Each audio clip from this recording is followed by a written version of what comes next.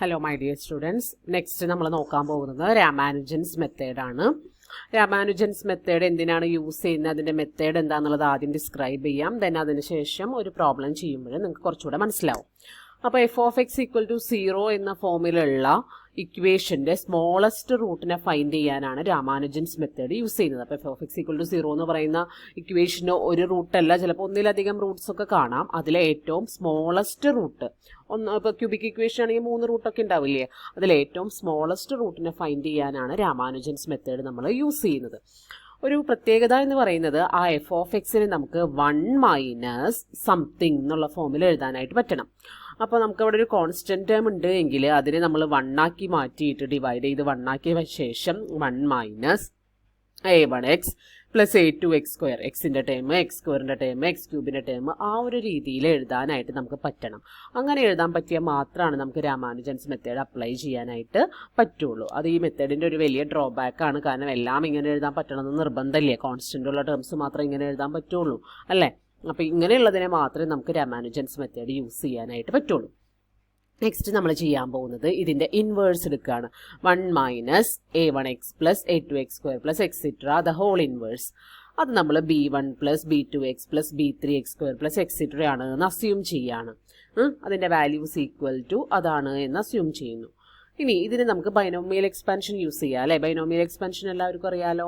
Binomial expansion കൊടുത്താൽ ഇതെന്ന് പറയുന്നത് 1 plus a1x plus a2x² plus extra plus a1x plus a2x² plus extra whole square plus whole cube അങ്ങനെയാണ് പോവുക. ഇപ്പുറത്തെ സൈഡിൽ b1 plus b2x plus b3x² plus extra.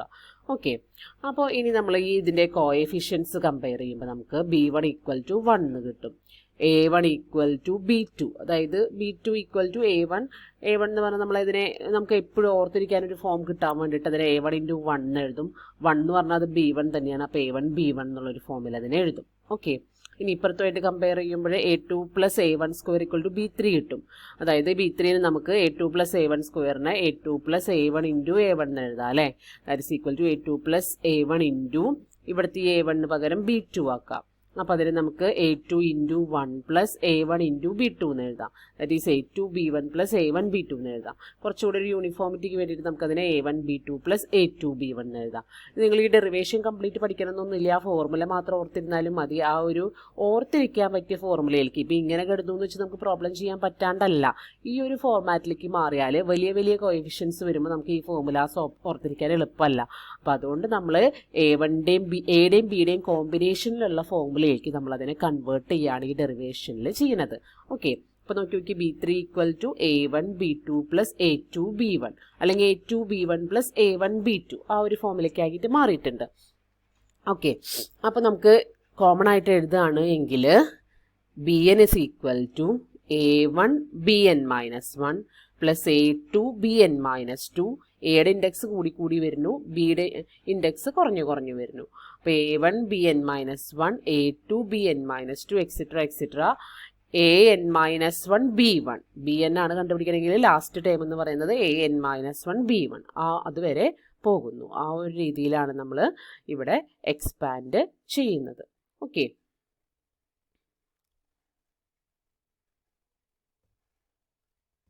Okay, അപ്പോൾ bnൻ്റെ formula എന്താണെന്നുള്ളത് മനസ്സിലായി എന്ന് വിചാരിക്കുന്നു. അപ്പോൾ നിങ്ങൾ b1 equal to 1 b2 equal to a1 b1 ഇത് ഞാൻ കമ്പയർ ചെയ്തിട്ട് ഇത് ആദ്യം എഴുതി പോയിക്കുന്നതാണ്. പിന്നെ അറേഞ്ച് ചെയ്തിരുന്ന ഫോർമുലയാണ്. ഇത് അറേഞ്ച് ചെയ്തതൊന്നും ഇത് ഇപ്പുറത്തെ വാല്യൂവിനെ തന്നെ മാറ്റിയിട്ട് ഇങ്ങനെ എഴുതണതാണ്. അത് ഒന്നും നോക്കണം എന്നില്ല, നിങ്ങൾ ഈ വാല്യൂസ് മാത്രം എഴുതിയാലും മതി. മെത്തേഡ് എക്സ്പ്ലെയിൻ ചെയ്യുമ്പോൾ b1 equal to 1 b2 equal to a1 b1 b3 equal to a1 b2 plus a2 b1 extra bn is equal to a1 bn minus 1 plus a2 bn minus 2 plus extra plus an minus 1 b1. ഇനി നമ്മൾ method പറയുന്നത് ഇതാണ്. ഇതിൽ 0നെ നമ്മൾ, അതായത് റൂട്ടിനെ നമ്മൾ കണ്ടുപിടിക്കുന്നത് ഇങ്ങനെയാണ്. ആദ്യം b1 ബൈ b2 കണ്ടുപിടിക്കും, b2 ബൈ b3 കണ്ടുപിടിക്കും, b3 ബൈ b4 കണ്ടുപിടിക്കും, അങ്ങനെ extra bn by bn plus 1 വരെ കണ്ടുപിടിക്കും. ഇതിൽ അത്യാവശ്യം വാല്യൂസ് അടുത്തടുത്ത് വരുന്നുണ്ട് എന്നുണ്ടെങ്കിൽ അവിടെ വെച്ച് നമുക്ക് സ്റ്റോപ്പ് ചെയ്യാം. b1 by b2 b2 by b3 b3 by b4 അങ്ങനെ ഒരു 5-6 സ്റ്റെപ്പ് ചെയ്യുമ്പോൾ വാല്യൂസ് ഏകദേശം അടുത്തടുത്ത് വരുന്നുണ്ടെങ്കിൽ നമുക്ക് ആ ഒരു 5-6 സ്റ്റെപ്പ് വെച്ചിട്ട് അവസാനിപ്പിക്കാം. അപ്പോൾ ഈ റേഷ്യോസ് ആണ് നമുക്ക് കണ്ടുപിടിക്കേണ്ടത്. രാമാനുജൻസ് മെത്തേഡ് പറയുന്നത് ഈ sequence converges to the smallest root of f of x equal to 0. ഈ റേഷ്യോ ഇതിൻ്റെ റൂട്ടിലേക്ക് കൺവേർജ് ചെയ്യും. അപ്പോൾ ഈ റേഷ്യോ എവിടേക്കാണോ പോകുന്നത്, ഇതിൻ്റെ വാല്യൂ ഏതിലേക്കാണോ പോകുന്നത്, അതായിരിക്കും ഈ തന്നേക്കുന്ന ഇക്വേഷൻ്റെ സൊല്യൂഷൻ എന്നാണ് നമുക്ക് ചെയ്യാനുള്ളത്. അപ്പോൾ ഒരു പ്രോബ്ലം വെച്ച് എക്സ്പ്ലെയിൻ ചെയ്യാം, അപ്പോൾ കുറച്ചുകൂടെ ക്ലിയർ ആവും. Find the smallest root of the equation f of x equal to x cube minus 6x² plus 11x minus 6 equal to 0. So first നമുക്കിതിനെ 1 മൈനസ് എന്നുള്ളൊരു ഫോമിൽ എഴുതാനായിട്ട് പറ്റണം. കോൺസ്റ്റന്റ് ഉള്ളതുകൊണ്ട് അതിന് ബുദ്ധിമുട്ടുണ്ടാവില്ല. അപ്പോൾ നമ്മൾ കോൺസ്റ്റന്റിനെ മാത്രം ഇപ്പുറത്താക്കി ത്രൂ ഔട്ട് 6 കൊണ്ട് ഡിവൈഡ് ചെയ്തു. ദെൻ ഇതിനെ 1 മൈനസ് എക്സ് എഫ് ഓഫ് എക്സിനെ 1 minus x cube minus 6x² plus 11x by 6 എന്നുള്ള ഫോമിൽ എഴുതി. ദാറ്റ് ഈസ് 1 മൈനസ് ആദ്യം എക്സിൻ്റെ ടൈം എഴുതാം. a1x plus a2x² plus a3x³ അങ്ങനെയല്ലേ. അപ്പോൾ ദാ ഈ ഒരു ഫോമിൽ 11x minus 6x² plus x cube whole divide by 6 എന്ന് എഴുതി. ദെൻ ഇതിൻ്റെ ഹോൾ ഇൻവേഴ്സ് എടുത്താൽ അതാണ് b1 b2 b3 വരുന്നത്. ഇനി ഫോമുല വെച്ചിട്ടൊന്ന് ഇക്വേറ്റ് ചെയ്താൽ മതിയാവും. അതിന് ആദ്യം തന്നെ നമ്മളൊന്ന് a1 എന്താണെന്ന് എഴുതി വെച്ചു. a1 എന്ന് പറഞ്ഞാൽ 11/6 ആണ്. a2 എന്ന് പറഞ്ഞിട്ടുണ്ടെങ്കിൽ -1 ആണ് വരുന്നത്. a3 എന്ന് പറഞ്ഞിട്ടുണ്ടെങ്കിൽ 1/6 ആണ് വരുന്നത്. അത്രയേ ഉള്ളൂ. a4 a5 a6 ഒന്നും ഇവിടെ ഇല്ല. അതുകൊണ്ട് തന്നെ അതെല്ലാം 0 ആണ്. ഇനി നമുക്കൊന്ന് കമ്പയർ ചെയ്ത് നോക്കാം. നമുക്കറിയാം b1 എന്ന് പറയുന്നത് 1 ആണ്. b2 എന്ന് പറഞ്ഞാൽ a1 b1 ആണ്. ദാറ്റ് ഇസ് ഈക്വൽ ടു 11/6 ആണ്. ദെൻ b3 എന്ന് പറഞ്ഞാൽ a1 b2 plus a2 b1 ആണ്. ഇതിൻ്റെയൊക്കെ വാല്യൂസ് നമ്മുടെ കയ്യിലുണ്ട്. അത് ഞാൻ സബ്സ്റ്റിറ്റ്യൂട്ട് ചെയ്ത് കൊടുത്തിട്ട് ആൻസർ കണ്ടുപിടിച്ചിട്ടുണ്ട്. നിങ്ങൾ സബ്സ്റ്റിറ്റ്യൂട്ട് ചെയ്ത് കൊടുത്ത് ആൻസർ കണ്ടുപിടിക്കുക. ഇറ്റ് ഈസ് 85/36 എന്ന് കിട്ടും.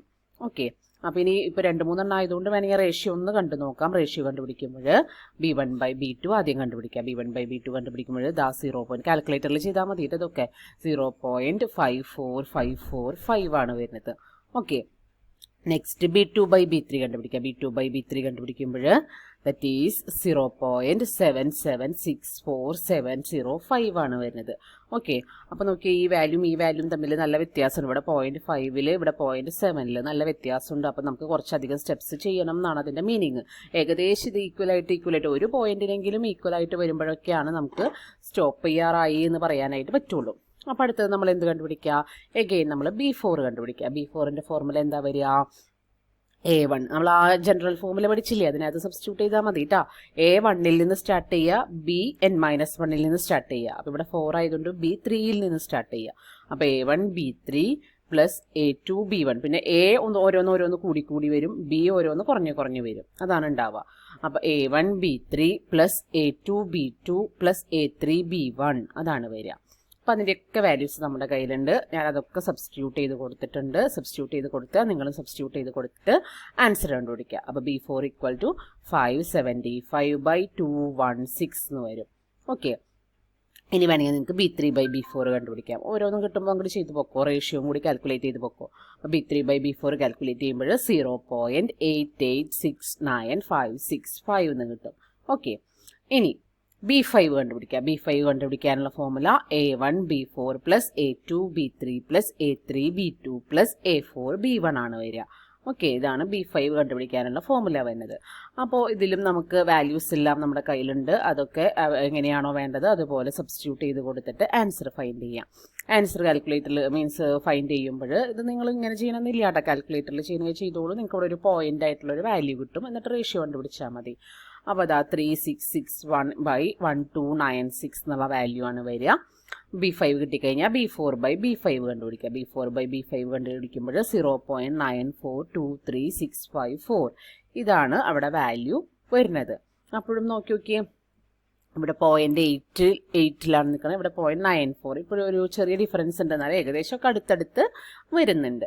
അടുത്തത് അപ്പോൾ നമ്മൾ എന്ത് ചെയ്യുക? b6 കണ്ടുപിടിക്കുക. b6 കണ്ടുപിടിക്കാനുള്ള formula a1 b5 plus a2 b4 plus a3 b3 plus a4 b2 plus a5 b5 ഇതാണ് വരുന്നത് അല്ലേ. അപ്പോൾ ഇതിൻ്റെ വാല്യൂസ് എല്ലാം നമ്മുടെ കയ്യിലുണ്ട്. നിങ്ങളത് സബ്സ്റ്റിറ്റ്യൂട്ട് ചെയ്ത് കൊടുത്തിട്ട് കാൽക്കുലേറ്ററിൽ ആൻസർ ഫൈൻഡ് ചെയ്ത് നോക്കാം. അപ്പോൾ അത് 22631 ഡിവൈഡഡ് ബൈ 7776 ആണ് വരുന്നത്. ഓക്കെ, അപ്പം ഇവിടെ നമുക്ക് b5/b6 എന്നുള്ള റേഷ്യോ കണ്ടുപിടിച്ച് നോക്കാം. b5/b6 എന്നുള്ള റേഷ്യോ കണ്ടുപിടിക്കുമ്പോൾ ഇത് തന്നെയാണ് നമുക്ക് ചെയ്യാറുള്ളത്. ടൈം മെത്തേഡിൽ ഇതിങ്ങനെ ചെയ്തു പോവുക, ഏകദേശം ഈക്വലായിട്ട് വരുന്നവരെ ചെയ്തു പോവുക എന്നുള്ളത് തന്നെ നമുക്ക് പറ്റുള്ളൂ. അപ്പോൾ B5/B6 കണ്ടുപിടിക്കുമ്പോൾ 0.970615 ആണ് വരുന്നത്. ഇവിടെ തൊട്ട് മുമ്പ് നമുക്ക് കിട്ടിയത് 0.94. അപ്പോൾ 0.9 അത്രയെങ്കിലും നമുക്ക് ഈക്വലായിട്ട് വന്നിട്ടുണ്ട്. അപ്പോൾ ഇനി വേണമെങ്കിൽ നമുക്ക് സ്റ്റെപ്പുകൾ ചെയ്യാം. പക്ഷേ ഇപ്പോൾ ഏകദേശം ഒരു പ്ലേസിനെങ്കിലും കുറേ ചെയ്തുല്ലോ. അപ്പോൾ ഒരു പ്ലേസിനെങ്കിലും ഒക്കെ ഈക്വലായിട്ട് വന്നിട്ടുണ്ടെങ്കിൽ എക്സാമിനൊക്കെ നിങ്ങൾ ചെയ്യുമ്പോൾ അത്യാവശ്യം ഈ B5/B6 ഒക്കെ വരെ ചെയ്താൽ മതിയാവും. 4-5 സ്റ്റെപ്പ് ഇപ്പോൾ നമ്മൾ ചെയ്തുല്ലോ, അത്രയൊക്കെ ചെയ്താൽ മതിയാവും കേട്ടോ. അല്ലെങ്കിൽ നമുക്ക് ഒരുപാട് ടൈം എടുക്കും. അപ്പോൾ അത്രയൊക്കെ ഒരുവിധം കിട്ടിയിട്ടുണ്ടെങ്കിൽ ഒരു പോയിന്റിനെങ്കിലും ശരിക്കും ഇത് 3 പോയിന്റൊക്കെ ഈക്വൽ ആവണ വരെ ചെയ്ത് നോക്കണം എന്നാണ് മെത്തേഡ് പറയുന്നത്. നമ്മൾ എക്സാമിന് ചെയ്യുമ്പോൾ അത്യാവശ്യം ഒരു പോയിന്റൊക്കെ ഏകദേശമൊക്കെ ഈക്വൽ വന്നിട്ടുണ്ടെങ്കിൽ നിങ്ങൾ നിർത്തിക്കോ, അല്ലെങ്കിൽ നമ്മുടെ ടൈം ഒരുപാട് പോകും.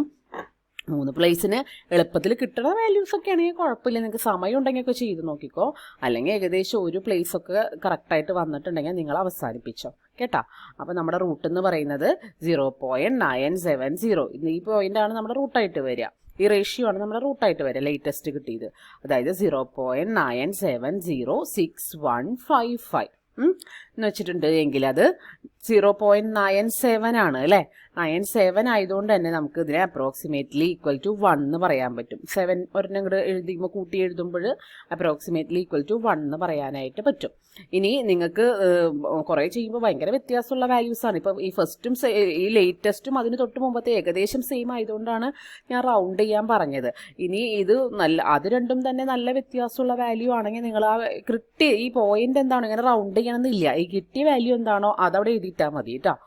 ഇപ്പം ഏകദേശം അത് നമുക്ക് നോക്കിയാൽ പിന്നെ 1 നിങ്ങൾ ആ ഇക്വേഷനിൽ സബ്സ്റ്റിറ്റ്യൂട്ട് ചെയ്ത് നോക്കുക. 1 അതിൻ്റെ റൂട്ടായിട്ട് വരുന്നുണ്ട്. അപ്പോൾ അതുകൊണ്ട് അത് നോക്കിയിട്ടൊക്കെ തന്നെയാണ് ഞാൻ ഈ 2 വാല്യൂസും തൊട്ട് ലേറ്റസ്റ്റ് കിട്ടിയ 2 വാല്യൂസും തമ്മിൽ ഏകദേശം സെയിം ആണ് താനും. അതുകൊണ്ടാണ് ഇതൊന്ന് റൗണ്ട് ചെയ്ത് എഴുതി 1 ആക്കി എഴുതിക്കൊള്ളാനായിട്ട് പറഞ്ഞത്. അപ്പോൾ റൂട്ട് എന്ന് പറയുന്നത് 1 ആയിരിക്കും. 1 എന്നുള്ളത് ഈ ഇക്വേഷനിൽ നിങ്ങളൊന്ന് സബ്സ്റ്റിറ്റ്യൂട്ട് ചെയ്ത് കൊടുത്ത് നോക്കൂ. 1 എന്നുള്ളത് ഈ ഇക്വേഷൻ സബ്സ്റ്റിറ്റ്യൂട്ട് ചെയ്ത് കൊടുക്കുമ്പോൾ അതിൻ്റെ റൂട്ടായിട്ട് വരുന്നില്ലേ. അപ്പോൾ അതും കൂടെ ഒന്ന് നോക്കിയിട്ടാണ് ഇപ്പോൾ. അതല്ലെങ്കിൽ നമുക്ക് കുറച്ച് സ്റ്റെപ്സ് അധികം ചെയ്യുമ്പോൾ നമുക്കത് 1ലേക്ക് പോകുന്നതായിട്ട് കാണാനായിട്ട് പറ്റും. ഇവിടെ കുറച്ച് സ്റ്റെപ്സും കൂടെ ചെയ്യേണ്ടി വരുന്നു മാത്രം. അപ്പോൾ നോക്കിയിട്ടാണ് x=1 എന്നുള്ളത് എഴുതിയത്. നിങ്ങൾക്ക് അങ്ങനെ റൗണ്ട് ചെയ്യാനായിട്ട് തീരെ പറ്റുന്നില്ലെങ്കിൽ നിങ്ങൾക്ക് അവിടെ ലാസ്റ്റ് കിട്ടിയ റേഷ്യോ വാല്യൂ എന്താണോ അത് തന്നെ അവിടെ എഴുതിയാൽ മതി, വേറെ ഒന്നും ചെയ്യണ്ട. ഓക്കെ, അപ്പോൾ ഇത്രയൊക്കെ ചെയ്താൽ മതിയാവും. രാമാനുജൻ മെത്തേഡ് എളുപ്പം തന്നെയാണ്. അപ്പോൾ എല്ലാവരും പഠിക്കുക. ഓക്കെ.